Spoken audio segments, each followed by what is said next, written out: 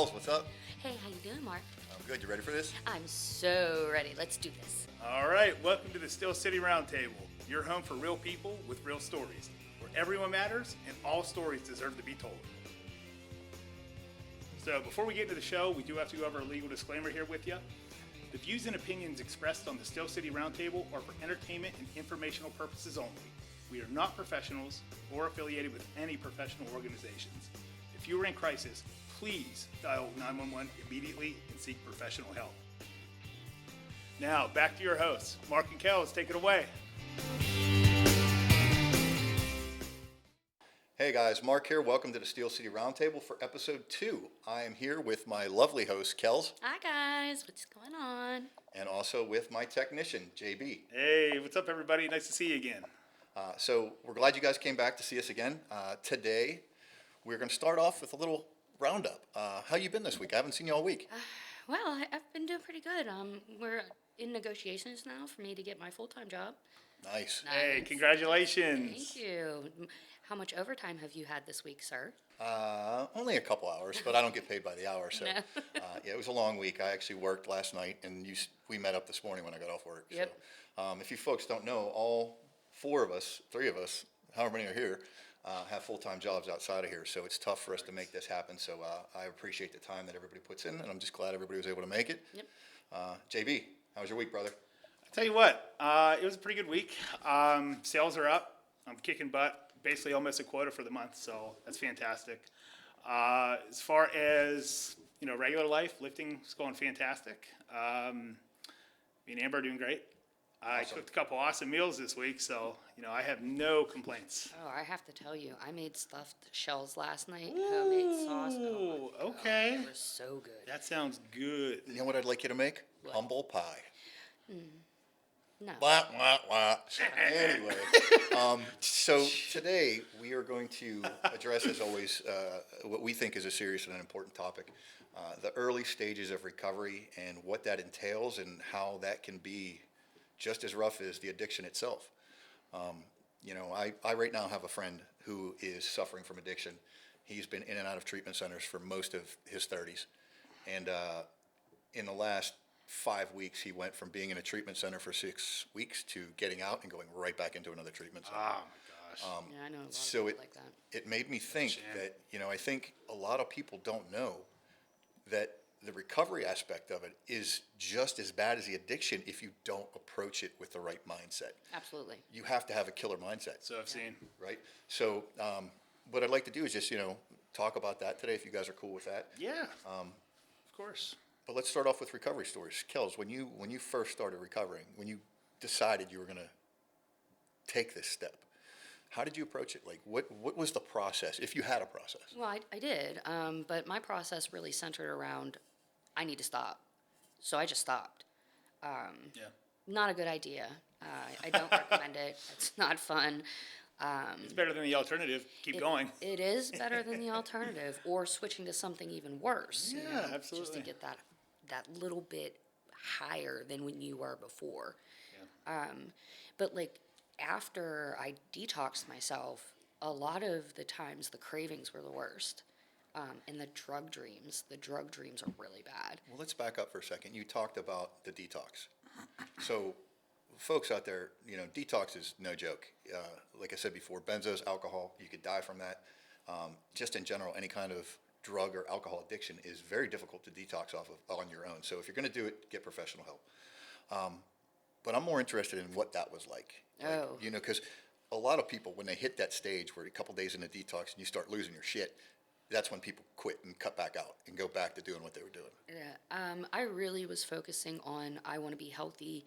I want to be, good for my daughter. I want to be good for myself. Yeah. I was really messing up at work.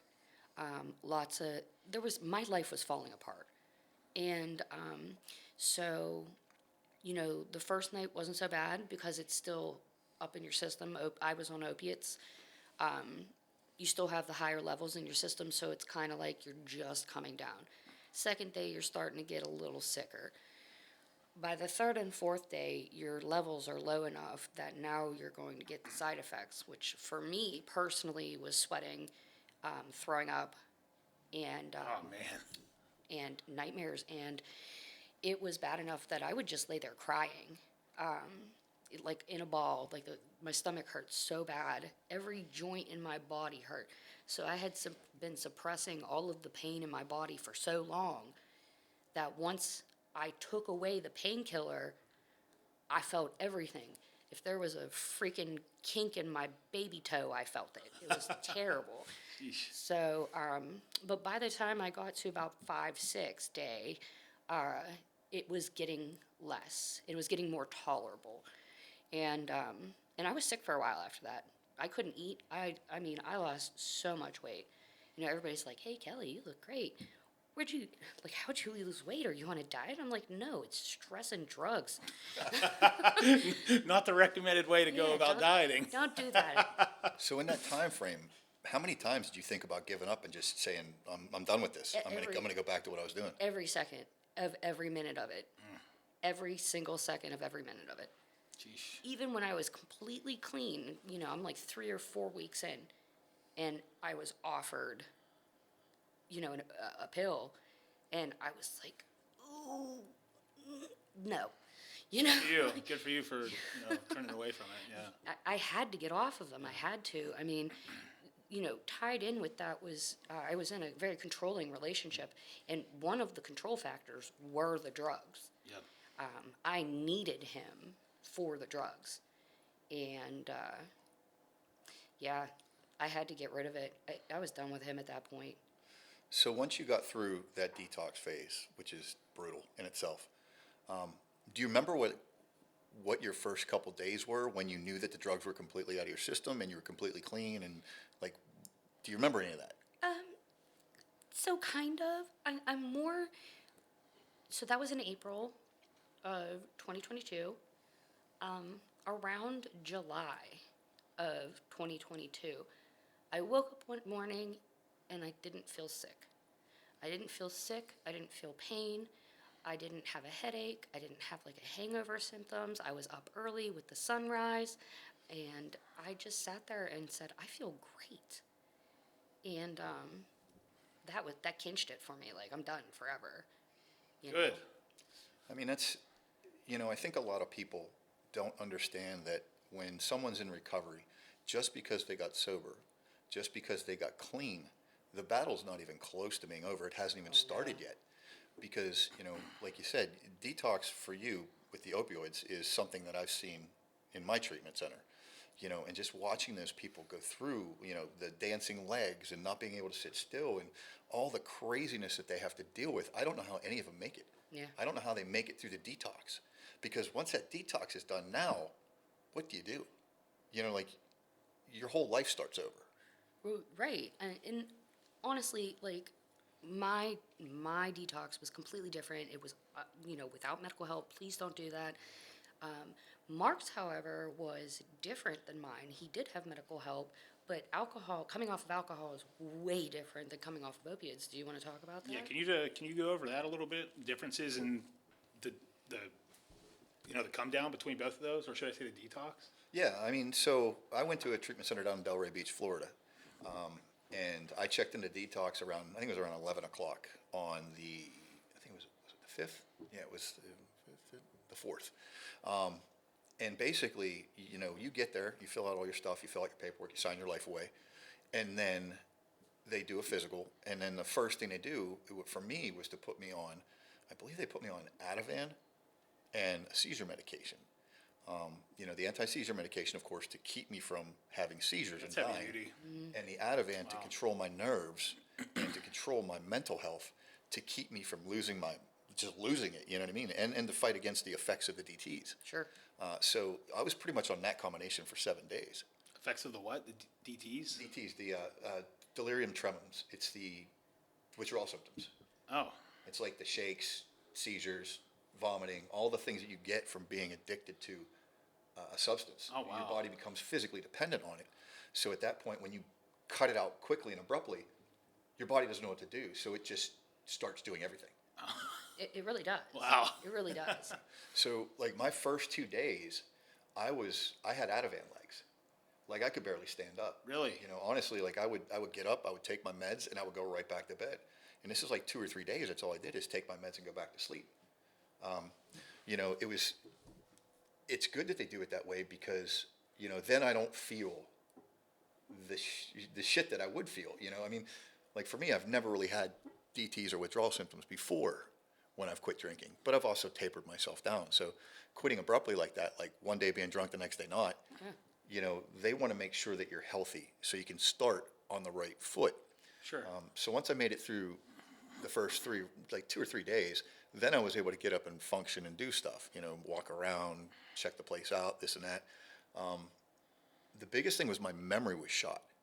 I didn't remember what happened the day that I decided to go to treatment. Like I didn't remember all the events that night, you know, and it was literally almost 2 months later when my brain was healing itself that I finally started to remember things. We hung out the day before you left. I don't even remember that, bro. Really? Like I don't even remember. Seriously? Dude, I don't Yeah. remember. Like I remember bits and pieces of it now. I remember the important parts. Yeah. The parts that affected me the most. Sure. But like I really Everything's don't a remember. blur. Yeah. Yeah, everything is a blur, and you know, it's like you don't just come out of recovery and just hit the ground running. You come out of recovery and out of treatment Yeah. or detox, and you're literally trying to teach yourself how to live, how to function, because now you've taken away a huge part of your existence Yeah. in the substance. You know, like you were depending on that every day. Right. You modeled your whole day around when and where you could get the next drink, the next pill, the next shot, whatever you're doing. I was a degenerate. I was a straight degenerate. Same. I mean, I would go to work. You know, I think at the time I was working morning shift, like 7 o'clock in the morning or something like that. Yeah. I would go to work and I would get to work and I would try to get done as fast as I could because I wanted to hit sheets before they closed and I wanted to get like 2-pounders and I would chug those on the way home. And then as soon as I got home, I would rip into a half gallon and I would drink that as fast as I could. I had it down to a science of how much sleep I needed so I could function at a bare minimum level to do my job and not die. You really, it's not a good thing, but you really did have it down. I mean, you really did have it down. I remember because we lived in the same apartment complex. Yeah, John got to watch it all the time. Yeah, I got to see it firsthand. It was calculated. You know, Calculated. it's crazy, but like, you know, with the detox in the first few days, like once I got off the pills, I felt fine. Yeah. Like once the Ativan was out of my system, I was fine.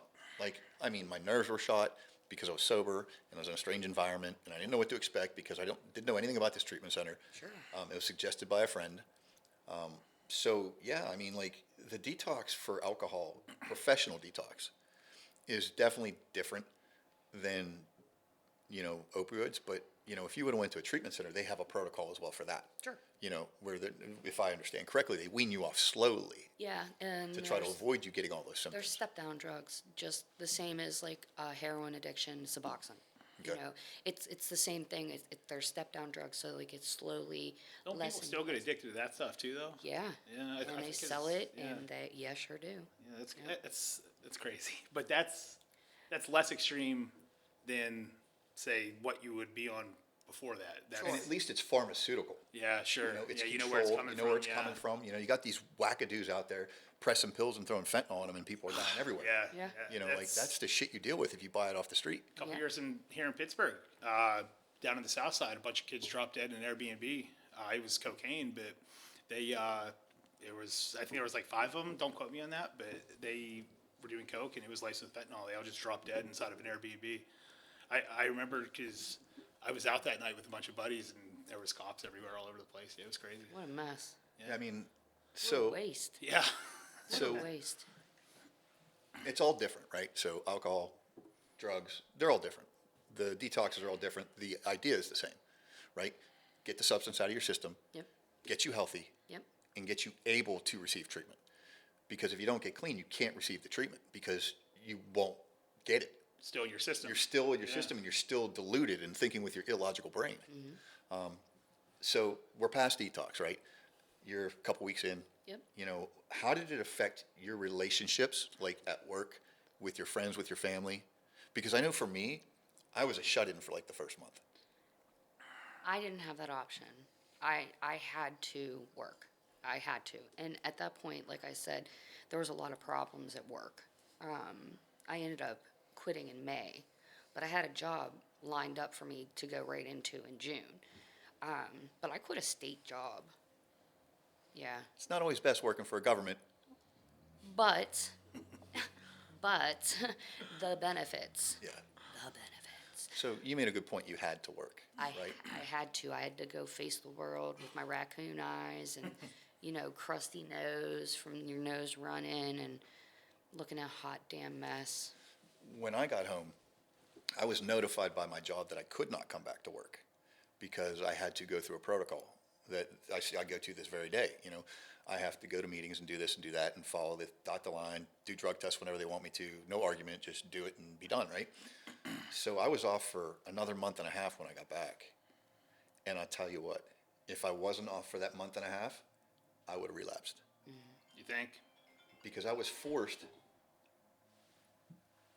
I can't do I it. was forced to, sorry, we have a phone call coming in. We're going to take care of that real quick. Just press the button. We are new at this. I think I explained that before. So, And just so everybody knows, Mark was supposed to put my phone on Do Not Disturb. Things happen. Yeah. Whoever that was, we're sorry, but this is a little more important right now than that specific call. I guarantee it was my daughter. hi, Cheyenne. Hi, She'll call you Cheyenne. back. Yeah, talk Yeah. later. See ya. Peace out, home slice. For the first month or month and a half, I didn't do anything. Like, I was afraid to go golfing. I was afraid to go to the gym. I was afraid to go to the store because everywhere I went, before I went to treatment, I was drinking. So, I went to my first AA meeting up at Doodle Church up in Cranberry, and I was shaking like a leaf, man. I was angry. I was pissed off. I was irritated. I was discontent. I was just a miserable human being, and I'm shaking everywhere up there. And I went to the first meeting, and I was like, I think this is where I need to be. Like, I think I said it before, I finally found my people. Yeah, we've like my talked group about of this. people. And so then it was my goal to try to go to 3 meetings a day. And that's all I did Yeah. for like the first 3 weeks. Wow. I just went to meetings, and then I started venturing back out and trying to get back into things. Like, I had to go to the driving range first and Baby steps, man. get a small bucket of balls Yeah. and start hitting and see if I wanted to drink. Yeah. And once I got through that, then I went and played 9 holes. And so then it became, I was good. I was back to normal. I got a buddy of mine that was similar in that regard. He was a real big video gamer, and he couldn't play video games for quite some time after he had stopped doing what he was doing. Yeah. I mean, Took it's slow steps to get back into that. that coming into recovery and coming out of treatment where you're in a safe bubble. Like, granted, yours is different. You're still in a safe bubble to an extent. Sure. But me, there's no external influence. It's just work on being clean, work on getting your head right so we can get you back in the real world. But the whole point of this is that when we came back from whichever detox we had to learn how to live sober. Yeah. For me, I'd been drinking for so long, like literally 34 years of just binge drinking like an idiot. So I didn't know how to do anything else but drink and do things. So what was it like for you, like going back to work and, seeing your daughter, dealing with your daughter when you're losing your mind one day and you want to snap and you just got to figure it out? Yeah. Well, here's the thing. I would step back and just realize what situation I was currently in. What Kelly needed to be there. So like when my daughter needed me, it was mom. And when work needed me, it was work Kelly. And when, dipshit needed me, it was dipshit needed me. It was punching bag. Yeah, it was girlfriend time. Those type of things. But I don't really know. It just was. I was very focused on being as normal as possible, but you have to take into consideration I was not totally clean. I hadn't been clean in 20 years. My daughter's 20 years old. The day she was born and I went home, I immediately started doing drugs again. Immediately started smoking. Totally clean for 9 straight months because I refused to do that. Hey, to good my for you baby. for doing that for her.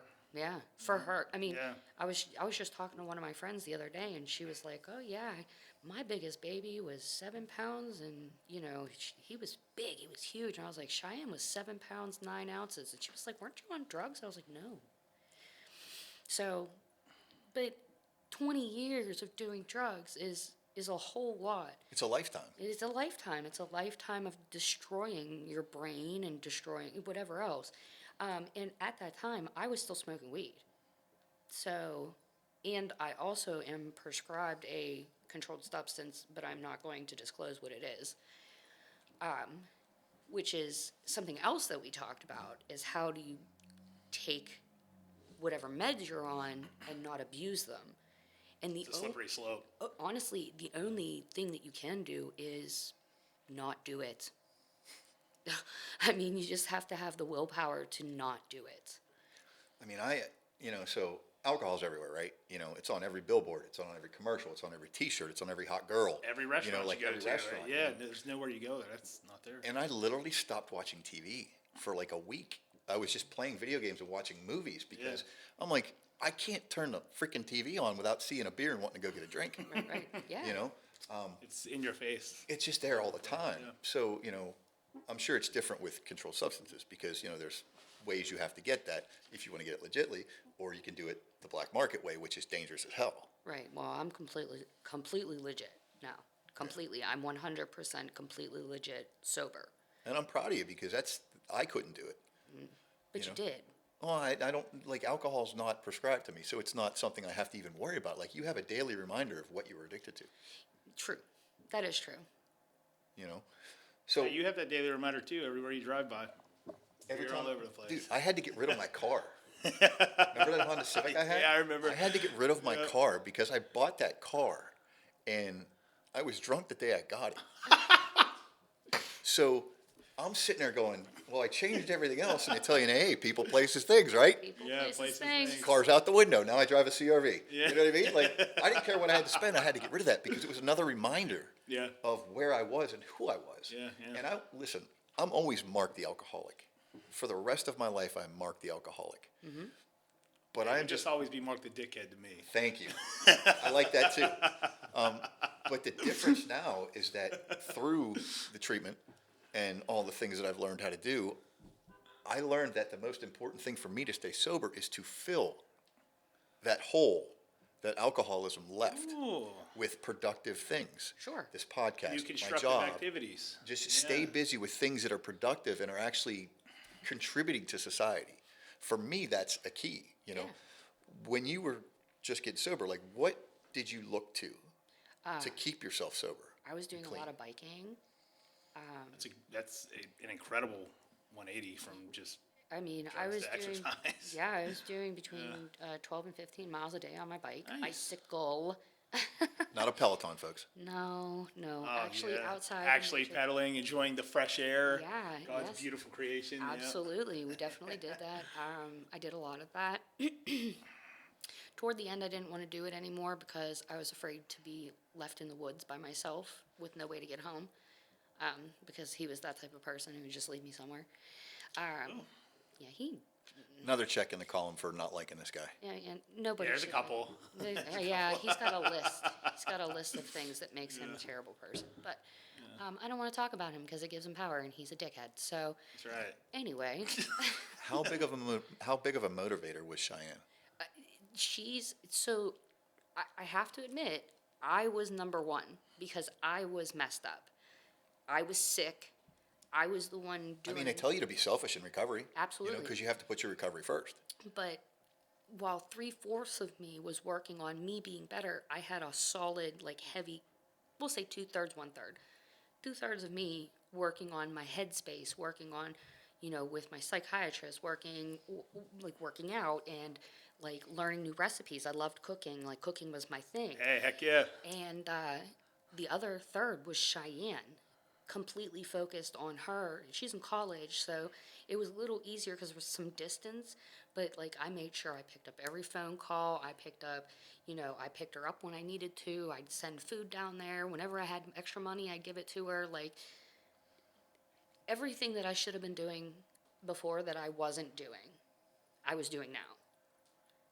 I've always been there for her, but this is different. Like, she's told me, Mommy, you're different. Did you find it easier to do the things that you, quote unquote, needed to do than when you were active in your addiction? Absolutely. Like you didn't feel like you had to? Did you Yeah. feel like it was like you were just doing it because? There's some things that I'm so not proud of.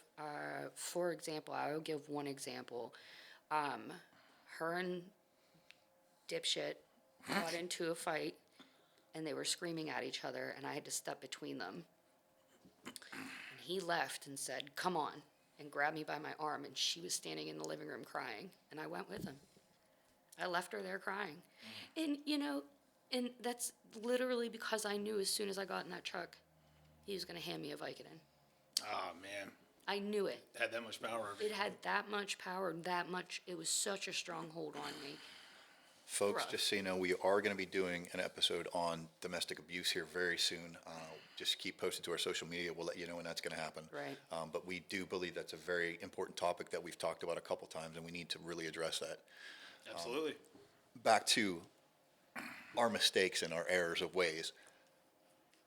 So now you're, a couple months sober. Yep. You're doing the life, you're doing the good deeds, you're doing what you're supposed to. What are your triggers now, So besides dipshit? I don't want to do drugs because of dipshit. Like, I'm not going to discuss how he makes me feel at this point, because words have power, and I don't want to go to jail. Anyway, big triggers. I have a cavity right now in my tooth, and it really hurts. It really, really, really hurts. And I know when I go to get that cavity filled, ibuprofen all day, honey. I don't get that. And like in my brain, I'm like, ask them for Vicodin. You know what I mean? Ask them for Percocet. Even though Percocet gives you junkie itch. The junkie itch, pressure points, your wrists, your elbows, behind your ears, on your neck. Because I was never into Percocets because of that. Like, I didn't like it. I didn't like the way it made me feel. Yeah. Vicodin, nice and smooth. But yeah, it's the same thing. Drinking now. I love karaoke. I I feel okay in bars, but man, do I want them to just go up to the bar and be like, what is your hoppiest IPA, and give it to me, So those are my type of triggers. Or if I have like a really terrible day, just awful day, just to take that pill and lay back and relax. Those are the type of things. What about you? What kind of triggers do you have? Probably about 1 billion. I mean, you know what? It's been weird for me. I just celebrated 10 months on the Congrats, 5th. man. Thanks, man. Woohoo! Oh, Which I never thought I'd get to. I'm 4 months, 5 days. Congrats again. We're right there. Both of you. Honestly, it's when things are happening and I'm trying to control them and I catch it and I realize what I'm doing, those are the times that I have the biggest cravings, because that's when I would get manic. That's when I would lose my shit and have to just become super diligent on what the task was and just dive into it and not stop until I could figure it out. So when I'm trying to control something, that's when I start to lose a little bit. So I have to really focus on not trying to control things. Another thing is when I'm in a really good mood, like a really super day, like everything's going right, I'm having a great day, and then a little thought creeps into my head, man, Jack and Diet would be really good right now. Right? But the difference is that thought goes away, right? Like you only have to live through that thought for 10 seconds, 15 seconds, maybe a minute. Sometimes that's just have the to longest minute. I know, right? So long. But you just have to fight that thought off, because the thought is temporary. The act is damaging forever. Yep. So if you can just sit there and realize what's going on. Like they have this thing called cognitive behavioral therapy. I learned about it in treatment. And it's basically, you have to catch it, check it, change it.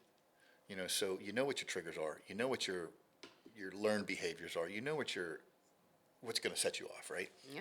So when you start to feel some kind of way, you got to recognize it, right? Right. And you got to say, okay, I'm feeling some kind of way. Then the next thing you have to do is you have to check it. You have to be like, okay. And for me, it's like, is it going to kill me or anybody I love, or is it going to hurt anybody that I love or myself? And can I do anything about it right now?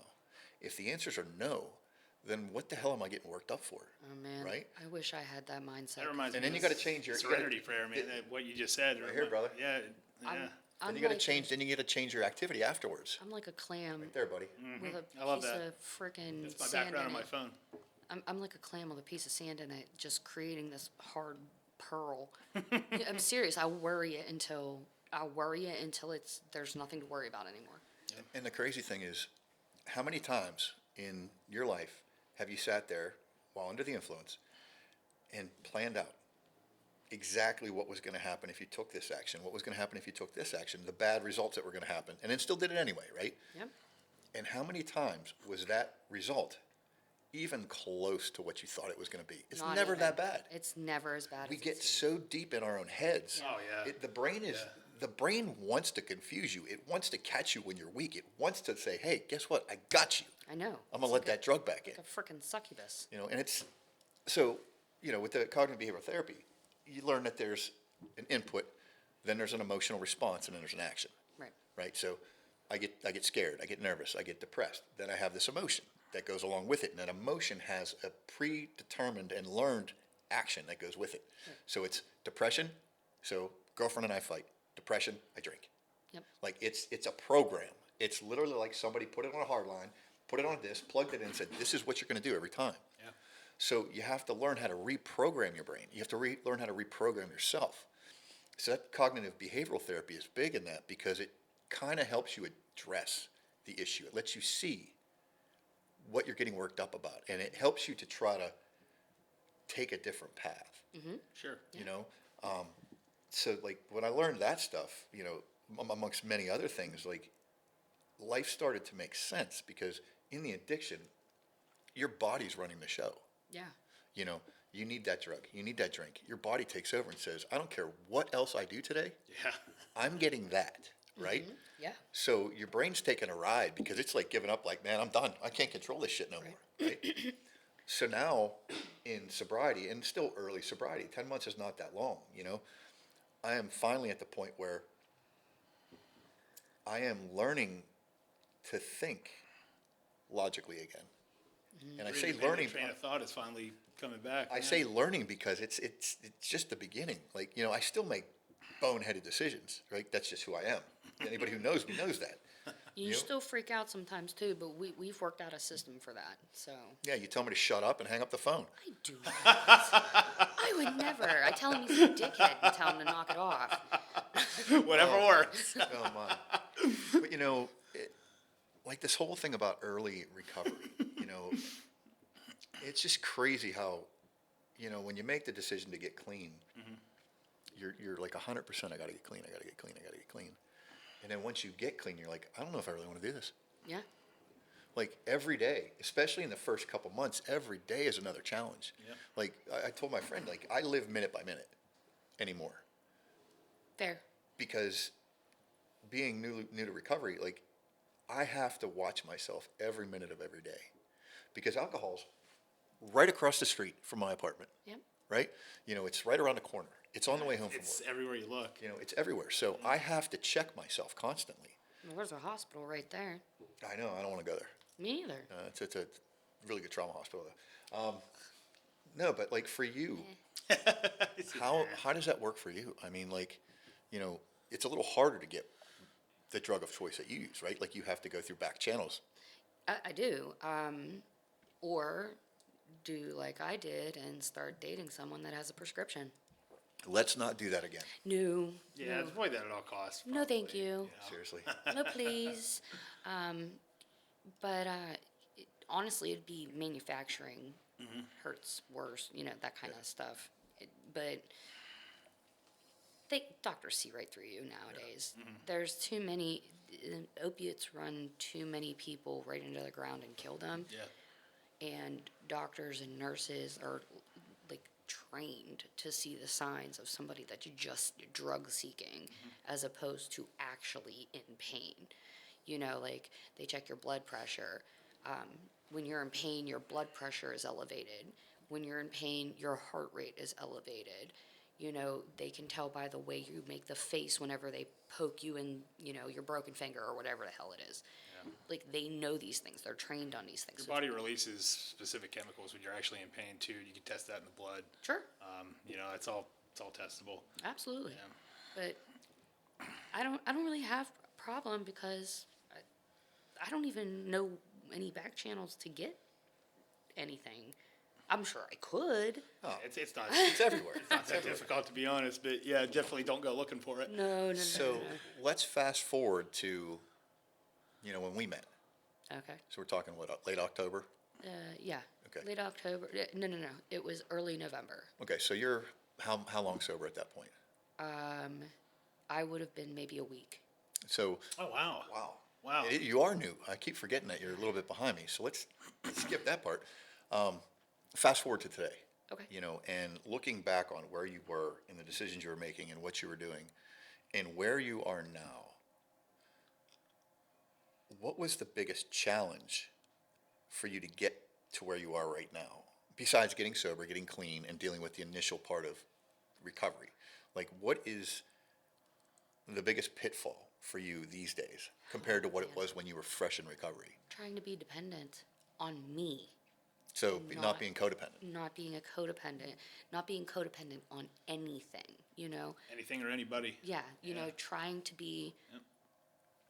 I need me and I don't need anybody else. I pay my own bills. Amen to I buy that. My own food, you know what I mean? I fix my own stuff. Like, I just got the stuff to fix my car. I didn't ask anybody to help me with it. I'm just going to do it. Like, And I mean, that's the If you thing. need help, let me know. I'm fairly mechanically inclined. it's pretty simple. What is it? So the inside of the wheel well, the plastic part, Yeah, sure.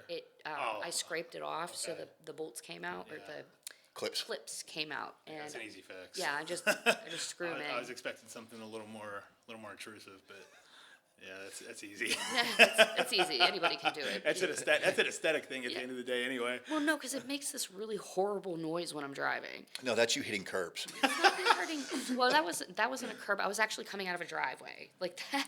Nice. And guys, I was just guessing. I didn't really know. I mean, I'll tell you what, though, I have exploded 3 tires hitting curbs. Are you serious? Swear to God, Really? passenger side front tire. I have exploded at I least 3 think times. Pennsylvania's going back to wooden wheels. So just for you. I should. I Hey, mean, the Amish are right down the road, so they got you covered. hey man, I can definitely. So let's steer a get horse and this buggy. bus back on track. Hey, I want to circle back to something if it's Yeah, go okay ahead, with you guys. You guys were talking about, you have those intrusive thoughts. Now, maybe there's somebody out there listening who, gets those intrusive thoughts and, they By intrusive, you mean the thoughts that are making us think about doing what we don't want to do? Yeah, how do you combat that? Maybe there's some people out there that are dealing with some anxieties that they have a real hard time getting over. What are some good ways for you to battle those thoughts, to, just get rid of them, to abolish them completely? How do you Well, do that? you can't abolish them. You have to, from the jump, you have to sit there and say, Sure. these are always going to bother me. You're always going to be an addict. You're Yeah. always going to be an alcoholic. You have to continue to work on you. Yeah, absolutely. But you can do different things. Someone told me that chocolate is actually a good receptor. It fires some of the same pleasure in your brain. Shut Really? up. Oh, Really? Christ. He had to go there, too. He had to go there. Just with a face. I knew it. Shut your hole. Okay. Continue. Shut your face. But that's one thing. Go get a bag of Hershey Kisses. Oh, yeah. I personally cook. Yeah, I find it soothing. Yeah, okay, so that's one of those, like we were discussing earlier, that's a constructive hobby Right. to help you, combat, what else? fill your free time. I embroider. No way! Amber does that. She just started. That's cool. I do a lot of embroidery. That's awesome. And I like cigars. Okay, I'm into cigars. that's cool. So those are the kind of things I do. If Yeah. if I get it in my head, I see the guys at the cigar shop know I'm sober, and it's a very safe space for me. Good, good. So the owners told me on multiple different occasions, if I catch you with a drink in your hand, I'm gonna smack it out and you're gonna have to go home. Like, what kind of things do you do, Mark? Yeah, let's hear your train of thought on this, Mark. How do you combat these? There's several coping, I guess you want to call them coping mechanisms. Yeah, whatever you want. Meditation is key. Breathing techniques, box breathing, things like that. I learned all this in treatment. Wim Hof method stuff, right? No, box breathing is basically just a method of breathing where Okay. you inhale for 4 or 5 seconds. Sure. You hold it for 4 or 5 seconds. Sure. Then you exhale for 4 or 5 seconds, and you hold that for 4 or 5 seconds. Oh, okay. You do that repeatedly, and I noticed, like, on my watch, my heart rate drops Yeah, drastically. yeah, sure. So that helps me stay in the moment, in the now, and not get manic. But honestly, the biggest thing for me is remembering where I was in May and how if I ever go back there again, I'm not going to make it back. Sure. I will not survive a second run at The this. motivation, 100%. motivation for you looking back where you came from. I yeah. mean, it's just I remember what I was, and I remember how I felt when I finally, everybody says that rock bottom is the worst place to be. Rock bottom is where change happens. You have to hit rock bottom Rock in order bottom. to make the change. Yeah. Yeah. It sucks having to get You to know? that point, but surely it can save you. So if you're out there and you feel like you're hitting rock bottom, trust me, my friends, there's a change happening. It's coming. You just got to be strong and you got to fight with it and you got to be willing to take that change and willing to take the chance. We were lucky enough to not die in our addictions. So many people are dying in addiction right now because they never make it past the what if. Well, so there's somebody I know. I'm not going to disclose who they are, but they're an older person that I know and I love very much, and very, very, very bad alcoholic. Very bad.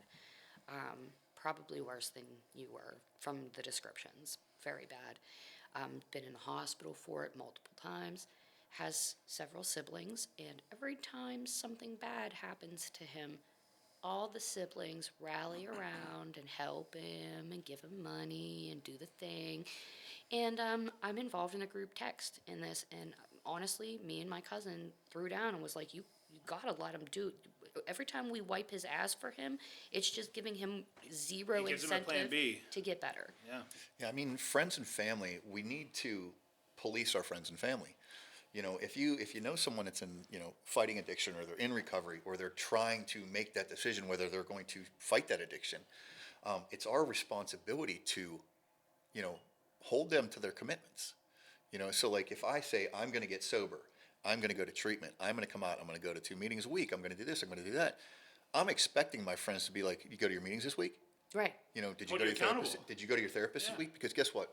Alcoholics and addicts are lazy as shit. Yeah. They're also The liars. the only thing we put our effort into is getting that drink and getting Yep. that drug. That's right. Everything else falls to the wayside. So we are horrible at commitment. We are great at telling stories. We are great at making promises. But how many broken promises have you told? Countless. And Can you count the stars?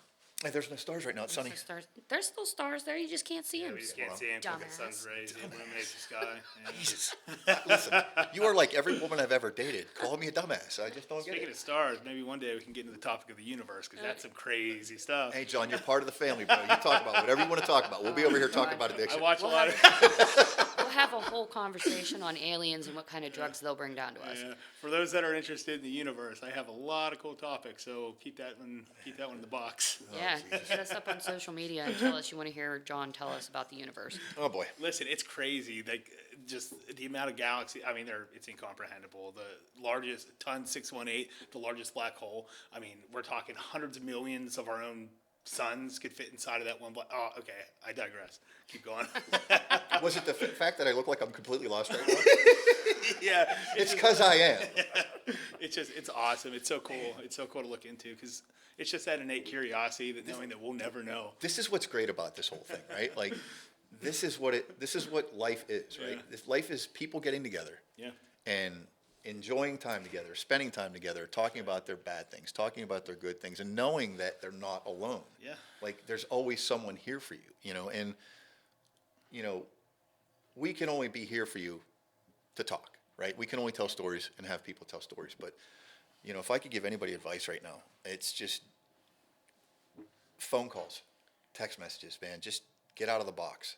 If you're struggling, get a hold of a friend, get a hold of a family member, and let them know what's going on in your life, because you will find out quicker than not that the people that you think are going to be critical are the ones that are your biggest supporters. Yep. You Will could not throw be more down for correct you. about that. Absolutely, they will throw down for you. No matter what it is. Yeah. I mean, I was lucky in that all my friends they're drinkers, right? But they're not like me. Like, they can drink and put it down. Yeah, I know people like that too. I went That to I'm my- still very good friends with. 4th of July, I went to my buddy's house for a 4th of July party, and it was like the first time I'd really been out of the house. And he's like, "Do you want me to cover up the liquor for you?" I'm like, "No, I know where it is. Covering it up does nothing." That doesn't We help put a you, Brian. blanket over top of this so you can't see it. Yeah, like Out of sight, out of mind. He's just looking out for you. Meanwhile, he'd have a blanket over it, and he'd be like, "That is definitely a bottle of Jose Cuervo. I can tell by the shape." I know the curves, bro. Is that Jack I know Daniels? I know the curves. That's I Jack know the Daniels curves. to the right, yeah. So, with that story, it's what do you do? Because I know in AA they teach you, don't go to bars unless you have a legitimate reason to go there. Don't go around alcohol unless you have a legitimate reason to be there. How do you deal with, if you have to? I mean, I don't know. If you come around that substance or someone that uses that substance, like how is that for you? Well, I'm going to tell you right now, anybody that was on opioids at all got completely cut out. I dropped them. I just took a hot knife and sliced right through it. Out of sight, out of mind. It's probably easier that way, and right? I told them, and I said, this is, I'm not going to say it's me, it's not you, it's me. It's definitely you. Huh. It's definitely you. I cannot be around you. I cannot trust myself around you. People's, places, and things. Yep, I cannot trust That's you you taking around me. accountability for yourself. Absolutely. You know what you can and can't handle. Just completely, remove yourself from the situation and remove those that are involved in that. Addicts have triggers, but they don't identify them. Sure. Active addicts. Active addicts also, have a problem setting boundaries. I have a problem setting boundaries, and I've been sober for 10 months, but to stay sober, we have to have boundaries. We have to know what our triggers are, because any day can bring one of those up, right? Right. Multiple times a day. And then we have to have boundaries. Like you said, you just cut out the people that were not benefiting your recovery. Well, also, Thursday, I was telling Joe about that. I said, I'm going to go to this viewing. It's in my old stomping grounds. I'm going to see people I don't want to talk to. And then I'm going to end up at yesterday's bar. Any funeral anybody's ever gone to, they're either at the Windgreen or at yesterday's bar. There should be a breezeway across the street from the funeral home to the bar. And don't you know, I went there to meet Finn, and he wasn't there. And I asked around, and I was like, he's got to be at yesterday. So I texted him. I was like, where are you? He said, I'll be there in a minute. He came over. He's like, Chris is over yesterday. So I was like, oh, yeah, okay, I figured.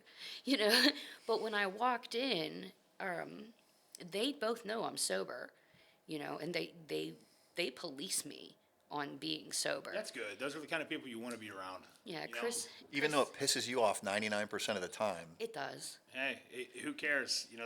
Set aside your own, selfishness. If they're looking out for you, keep them around because those are good people. Well, it's like Chris starts yelling to bartender, hey, bartender, get this bitch the best, most expensive Diet Pepsi you have. That's awesome. So, awesome. And I sat there with them. They were both drunk. It didn't bother me. I just made sure they didn't fall over or fall off their bar stools. I mean, I still limit my exposure. 10 months in, I'll go to the bar and be like, I'll call my buddy. They're down at, they go to the William Penn Tavern all the time, right? So they'll be like, hey, can you come down? We're hanging out. I'll go down there. I'll be like, listen, I'm going to be here an hour, 2 tops, and I'm leaving. Because I still am not at that point where I can spend more time there. Sure. Because just being the smell of alcohol when I walk in the door is like heaven. That's how my buddy is with Xbox. He limits himself to a very specific amount of time because that was a trigger for him. So this brings up a really good point, like strategies on how you live your daily life. As addicts, we are great at planning our addiction, right? We're great at planning to get a drink. We're great at planning to get a substance. We're great on working the system to make it work for us, right? What about in recovery? I think it's one of the most important things, if not the most important thing, is that you have to have a long-term and a short-term plan. And by a plan, in treatment, they called it a warrior's plan, in that you have to be ready for battle every day. Yeah. Battle with yourself, battle with the world. So, if you did, what was your strategy? Like just going through the day or going through a week or going through a month to get through that day? Well, my first thing was really trying not to hurt myself, not be in pain. So That way you didn't have to take. I didn't even think because I'm not in pain, so I don't need a painkiller at all. But sense. at the same time, I was really trying to keep, I had to have a strategy for when I had panic attacks. Because after I quit, my panic attacks, skyrocketed, to 2 or 3 a day. I'd wake up in the middle of the night having a panic attack. It, bad, can't breathe, crying, just horrible, horrible panic attacks. So that needed to be dealt with, and I deal with that on a daily basis. It's like, as soon as I feel one coming on, I'm like, okay, what's going on with me? Can I fix it? Is it gonna kill me? What can I do about it? Nothing? Stop. Stop. And usually that's when I go and find something to eat to distract myself. Not anything big, but I have like these rosemary olive oil crackers. I have like little packs of them all over I mean, the it's whatever house. works, right? It's, Whatever works for you, yeah. and I mean by it, when I talk about a plan, I mean, like, I'm gonna go to therapy. I'm gonna go to 2 AA meetings a week. I'm going to limit my diet to this. I'm going to go back to the gym this many days a week. I'm gonna do jujitsu this many days a week. Like, There's certain supplementations that help certain people battle certain. filling the empty Things, void yeah. with productive activities. Oh, that's huge. I think that's Oh one my of the gosh. biggest things you can do to stay sober and clean is to, for lack of a better way of putting it, replace the bad with good. Well, I go to therapy and I have psychiatrist appointments. I haven't been really going to my meetings. Don't yell at me. We've talked about this. Somebody made me real uncomfortable, and I don't feel comfortable sharing right now. I don't feel comfortable sharing my story. I don't feel comfortable being at these meetings. And all I need to do is just find new ones. But one of them's my home group, and I don't feel welcome at my own home group anymore. So, like, I'm trying to work through that. I'm still sober. My girlfriends still check on me. My dudes still check on me. Everybody knows it. So, You surround yourself with good people. You keep yourself busy with other more, healthier things. Cooking, Right. like you said. Yep. Cooking's a big one for me too, just for my overall well-being. sure. See, for me, I start off my day just being grateful that I'm sober and alive Yeah. because it could have ended so many different ways, right? I'm the kind of person, I need tangible things. I need something I can feel, something I can touch, Sure. something I can look at.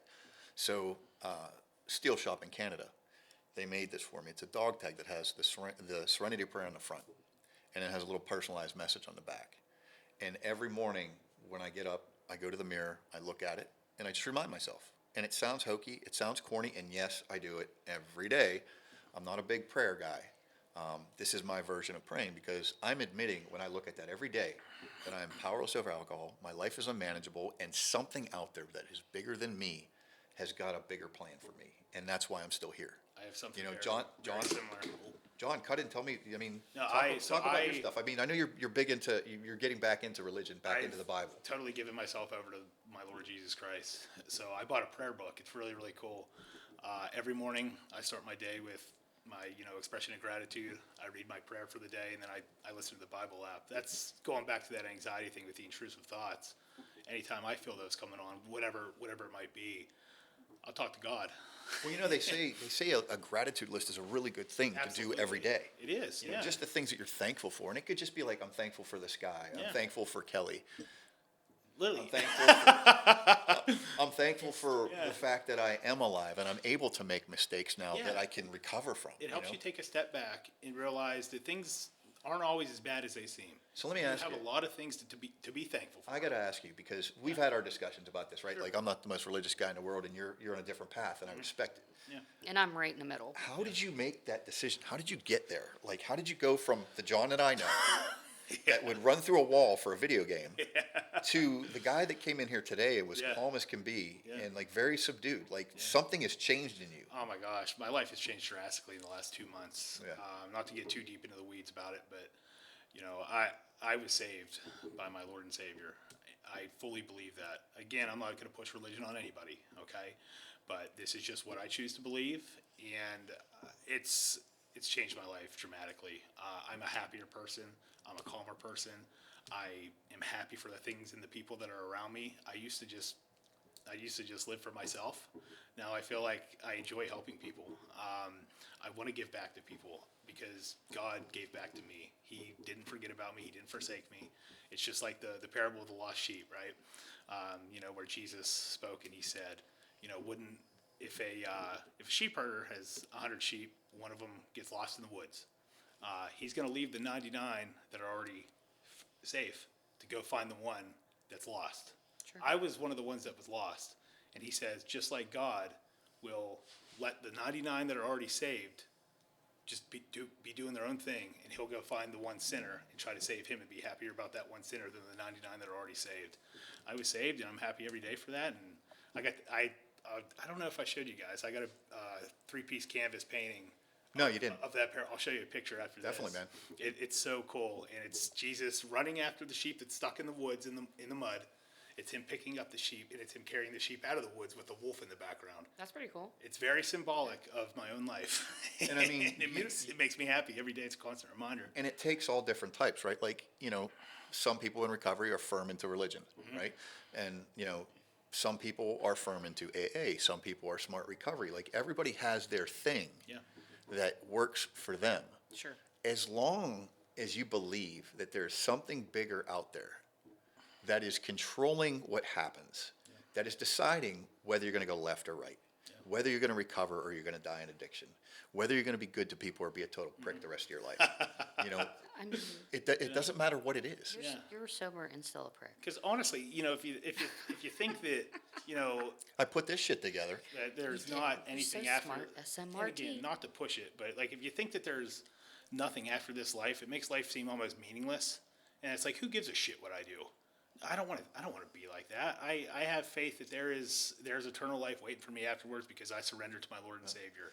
Once again, it's everybody's different. Exactly, and you as- don't have to do that to. As long as free you believe in yourself. something, you Yeah. have to believe in something to stay clean and sober or deal with whatever you're dealing Yeah, with. depression, anxiety, Whatever it is. addiction, whatever it is. You have to believe in something, because if you believe in nothing, then you have nothing to look forward to. Exactly. Yeah, I mean, Because like- it just seems like this is also meaningless. And like when I came into AA, I was the guy that set up like, oh, I'm not doing the steps. This is stupid. I'm not going to say that, God is my higher power. I'm not going to do that because I don't pray. I don't go to church. I don't practice religion. And the thing is, it's spirituality, not religion. Yeah. Not to go on, like, we kind of got sidetracked here, but, Yeah. the 12-step programs, they aren't based in religion. They are based in the idea of a spiritual change, grow spiritually, getting outside of yourself and realizing that there's more going on in this world than your tiny little shitstorm that you caused. Yeah. Right? So, like, that's why we're here to do this, because we realize that this is something we can do, to try to help other people, at least let them know that there's other people that have gone through similar scenarios and are willing to talk about it. Because, you go to an AA meeting and you ask them to come on this podcast, it's going to be pretty hard pressed to get somebody to come on, because AA is protective. Sure. It's anonymous. Your stories stay within that room, Same with NA. and Hey, the fact there's a that you're thing- doing this, I can't thank you enough. And John, same. Yeah. Appreciate you guys There's having me on actually here, a saying honestly. we say it every single. Mark, your head's behind the mic. Is that better? Is this good? Yeah, Is hey, this good? that's Right there? fantastic. Okay, I'll stay right Is here. it dip, dodge, duck, dip, dodge? Dodge, You dip, can, dip, you can dodge a dodge, wrench, you can dodge a dodgeball. Where the hell do we go here? So I have no idea. Oh, it's everything that everything you see here stays here, unless it's going to help somebody else, and then the whole room will say here. You know what I mean? Like, it's just like I'll never tell any of their stories ever. If I could get them on here, I would. But like I said, there's that anonymity. So like, Let's go back to the meetings. Sure. You brought up something very interesting, and I've seen this too. The NAAA meetings, all these 12-step programs, they're supposed to be in nature, nurturing, right? Yes. They're supposed to be a safe haven for you to go to share if you want, or just listen to other people that have had similar experiences. It really is disheartening to hear that you go to an NA meeting and somebody is making you feel uncomfortable where you can't share. Yeah, that sucks. I mean, that's the goal of the program, is to share your story, because a burden unshared is a burden doubled, right? Like, if you don't talk about your stuff, it just wears on you. So, I mean, well, I that. guess you shouldn't have to change meetings because there's some idiot there that wants to be a moron. Well, I guess I shared my story too much, and That's it was bullshit. one of those. Did you hear her story? I'm sure you did. You know what I mean, like that type of shit. That's And judgmental. that makes me bullcrap. real Yeah. uncomfortable. Because that's real personal stuff that I'm putting out there. Yeah, absolutely. It's your life. It's who you are inside. It's And you what expect those happened people to be me. accepting of it. In fact, you expect those people to want to help you and uplift you and want you to get it off your chest. That way it's not weighing you down. Yeah. I mean, if Right. you're thinking about going to a 12-step meeting, don't think they're like that. You know, you will find a meeting here or there that is overwhelmed by people that want to hear themselves talk. Absolutely. But all you got to do is look on the apps and you can look around. You'll find another meeting. There's tons of them out in Pittsburgh that you can go to. Why don't you talk about that app? It's called the Meeting Guide for AA. If you go on the app, you basically put in your zip code and a mileage, and it'll tell you every meeting all day long within whatever distance from where your location is. So you can go on there and find a meeting every day. You can Same. find 5 or 6 meetings What every day. about with Same NA? with NA. It's just an NA app. It just says NA on it. It'll give you the same thing. You pop in your zip code and whatever radius you want to go through, and it'll show you all the meetings, all the different days, all the different times. Good. And then there's also other features that are really helpful, like the Just for Today or the spiritual readings. What's the Just for Today? So the Just for Today is something that you can focus on for that day. You know, Oh, that's cool.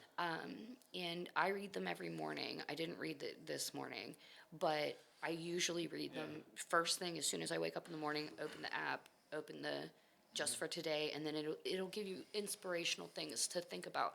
Just for today, I will help others instead of, I don't know, I'll help others.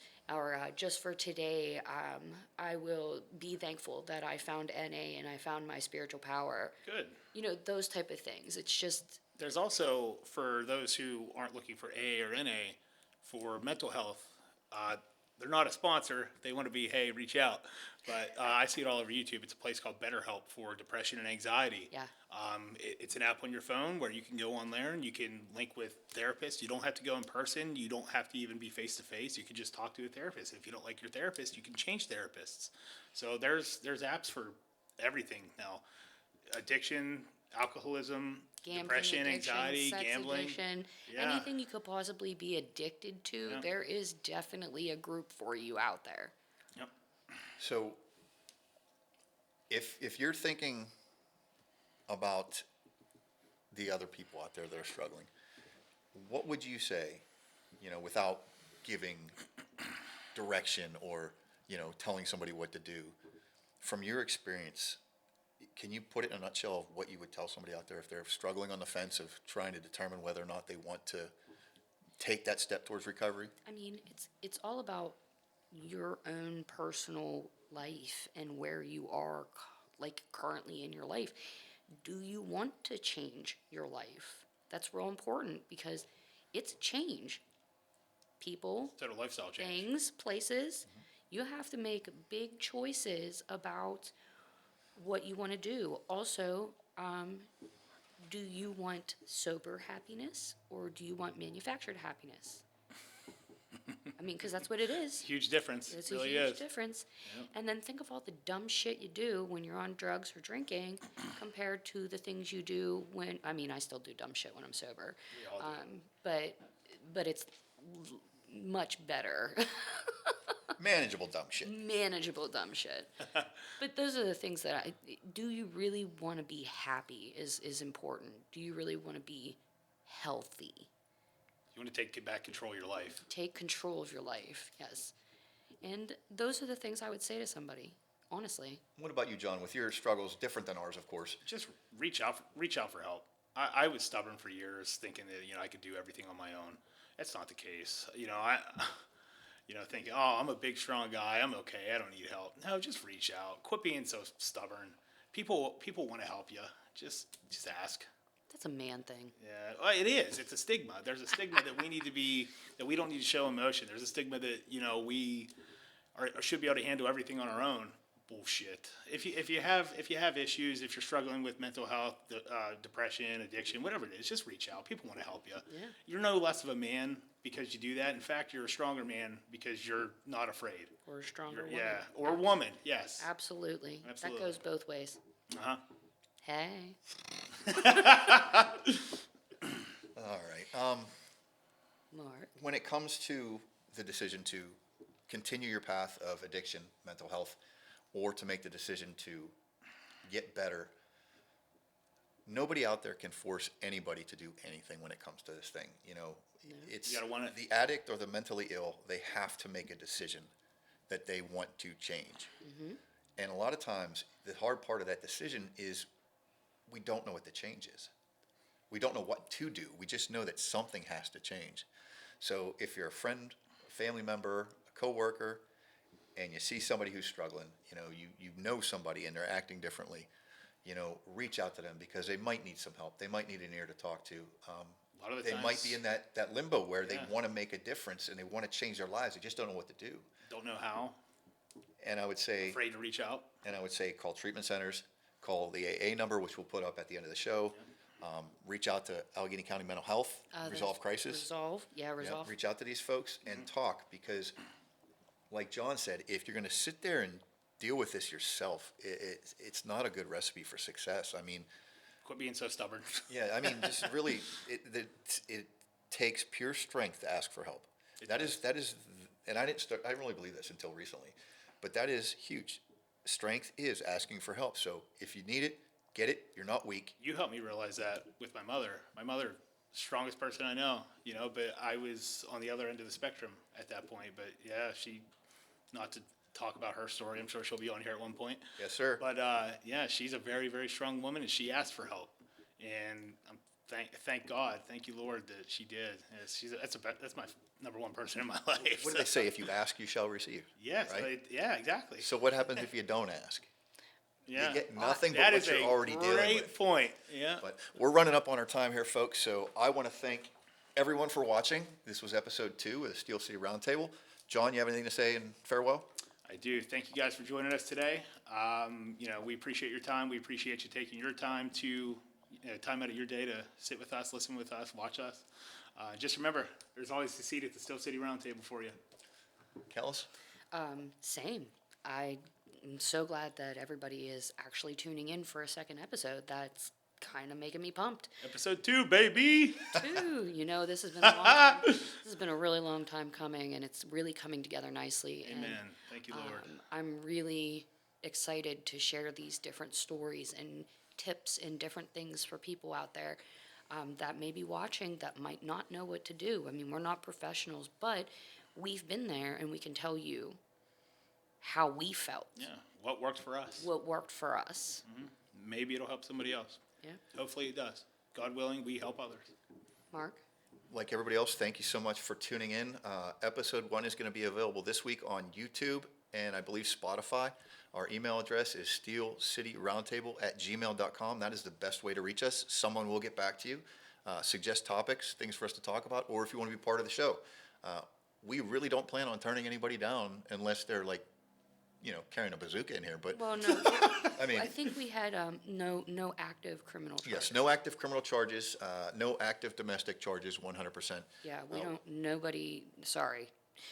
Yeah, we want people that we know are going to have the show's goal at heart, and that's to put information out, to try to help others, to try to, for less of a better way of putting it, by our horrible examples, showing people there's another way. And we will be having some live guests here starting, I believe, in April. Yeah. Very- And we actually very have, much looking forward we to actually that. have one on the 24th.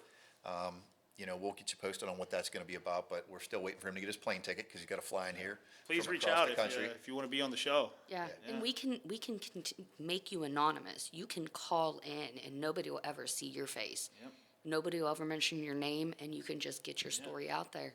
Yeah, we got all the technology. We're just learning how to use it. Yep. But listen, we love you guys. Thanks for tuning in, and we hope to see you good. Just remember, like John said, there's always a seat at the round table for you. Yes, sir. Kelly, let them know what your earrings are. Oh my Oh, goodness. yeah. Earrings of the Today day. I have suns and moons and crystals. Ooh, nice. They're dangling. Okay. What kind of crystals? I think they're clear quartz. Nice. Lots Well- of positive energy running through there. Of course. Tune in next episode to see what earrings Kels wears. Oh, you might wear the dumb chicken ones. All right, on that note, we love you. Spoiler. Love you. Love you guys. Peace out, guys.